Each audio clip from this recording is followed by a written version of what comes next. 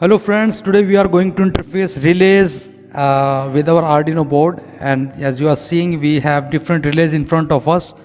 Single channel relay, 2 channel, 4 channel, 8 channel, and there are 16 channel and 32 channel board also available in the market. We'll also talk about solid state relays in this video. So first let's see electromechanical relay. This is electromechanical relay and it works on electromagnetism. You can see that there is a coil inside it and mechanical contacts here. Then we have this solid state relay. Why it is called as solid state? Because the internal circuitry works on solid state components such as thyristors and transistors. Switching off SSR is faster than this electromechanical relay. And if you talk about this particular SSR, it operates at 3 to 24 volt 32 volt DC, and at the output we can connect a load of 330 volt AC and it will bear the current of 25 ampere. Here we have internal design of a relay. So you can see there is a coil here which we need to energize by applying 5 volt, 12 volt, 24 volt DC, and then we have these electrical contacts: common contact, normally closed contact, or normally open contact. So this common contact used to change its position from normally closed to normally open, and then from normally open to normally closed depending on the position of this armature. So whenever this coil will energize, it will produce magnetic field, and that magnetic field will attract this lever, and then this lever will change the common contact from normally closed to normally open. So like this a relay works. Then we have this SSR, and you can see that there is not any moving part in SSR. Because of this reason we normally choose SSR over a relay, because the life of SSR is better than relay and switching is also faster. But both of them are used to isolate the field instrument from our controller's output. Second, we also use these two devices to switch heavier load using low voltage signals. Okay, first we will see the simulation for the relay, that how a relay works. So here in this simulation we have a relay and its coil is connected with a battery and a switch, and at the output these three terminals where we have common, normally closed and normally open are connected to the lamp and AC source. So the one terminal is of the AC is connected to the common, and one terminal of the lamp is connected to NO.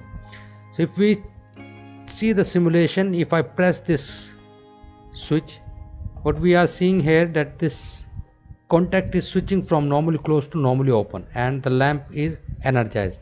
Why this is happening? Because when we are pressing this button, this coil will energize, and due to electromechanical effect the contact will switch from normally closed to normally open.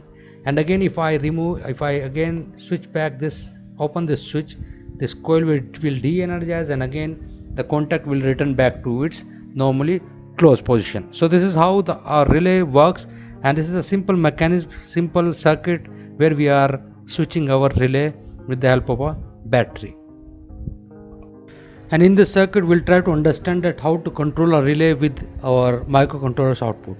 So here we have a toggle switch which is giving us a logic 0 and logic 1, and to drive this or to energize this relay we are using this transistor. So this transistor will be acting like an open switch and closed switch on the basis of the condition we are applying at the base. So initially we are applying logic 0, and in this condition the switch will be acting as an open switch, and the coil will not energize in this condition. If I press this, and when we are getting logic 1, this transistor will be working as a closed switch. That means this coil will energize, and due to electromagnetic effect the contact will switch from normally closed to normally open. And if I again turn it to logic 0 again, the coil will de-energize and the contact will return back to its initial position, which is normally closed.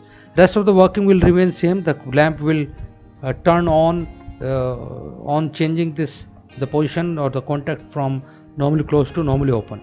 And let's say if I connect, instead of connecting this to normally closed, what will happen in that case? The lamp will be energized initially because it is connected in a normally closed condition, and the circuit will be completed initially. But when I will press this button here, logic 1, instead of energy, in that case the lamp will de-energize, because the contact will switch from this position to normally open position.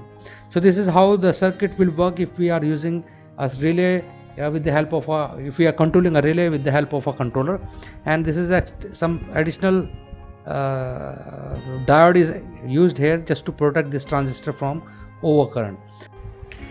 This is another condition where we have connected our lamp with the NC point of the relay, and you can see that initially it isn't it's energized and it is glowing. Why? Because you can see that the connection is complete here, and when we will energize this relay, the contact will change from NC to NO, and this lamp will de-energize, because in this case this is in open state.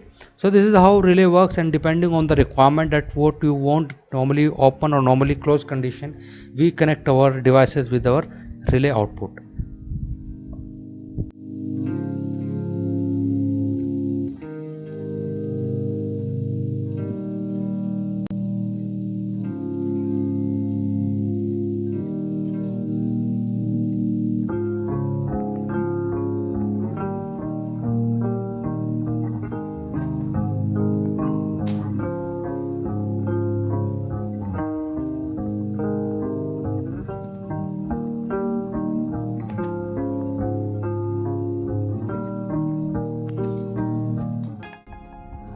So friends, we have made all the connections here. You can see that we have our tactile switch as an input, and we have connected this relay at the output. So at this point we have 3 terminals, 2 for VCC and ground, and this middle terminal is for signaling this relay. So we are going to use this relay. At the output you can see for each relay three terminals are there. So if we talk about this relay, the middle terminal is common, and this is NO point, and this is NC. That means normally open and normally closed.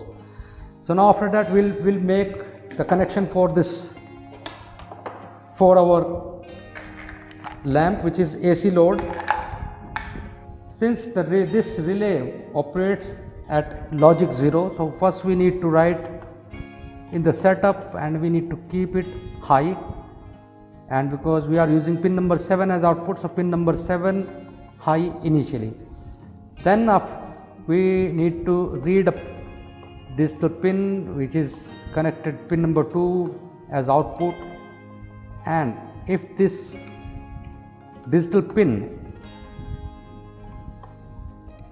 is high, we need to turn the relay on. So then we'll take a write block from here. So this is a block for writing false on or off on pin number 7. So this is the first instruction. If we are sensing a signal at pin number 2, if it is true, we need to turn the LED on, but because the LED is operating at logic 0, so we need to send a 0 at pin number 7. Else keep the relay in off state. So we'll use the same block, write digital pin 7 and bring it in on condition. So this is a simple program which we'll use to operate this relay. So now let's upload the program.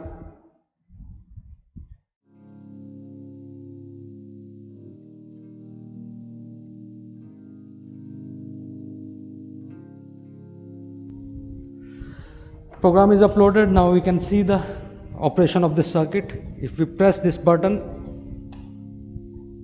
the AC load this bulb will glow. So this is how a relay works, and this is the reason why we are using a relay, because we know that this is a 220 volt AC load which cannot be controlled by a 5 volt signal of controller. Because of that reason only we are using a mediator circuit, a circuit which is simply actuating output load, taking a signal from Arduino. And both relay and SSR works in the same fashion. And if you talk about the program, we can make modification here. Instead of taking this we can use this instruction also, and instead of you can use it true. It will also work in the same fashion. Digital write pin number 7 true, and instead of writing on and off you can use true and false at this place also, because the meaning will remain same, on or true, off or false. So now let's move to SSR. Let's connect SSR to see how SSR works.